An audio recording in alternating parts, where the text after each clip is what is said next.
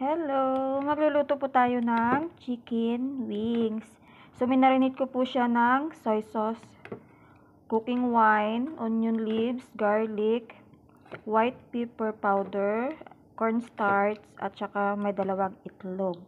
So, mamaya-maya, minarinate ko po siya ng 20 minutes to 30 minutes. So, mamaya-maya, tanggalin natin yung mga manok at saka ito piprituhin. Iwan natin to yung mga dahon-dahon.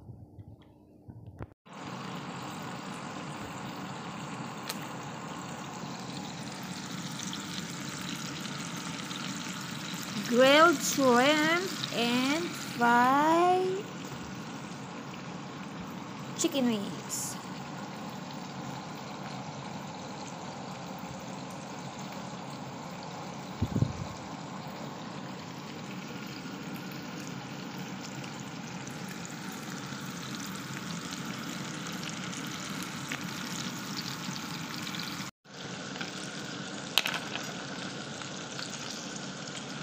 Ito na po yung minarinate natin kanina.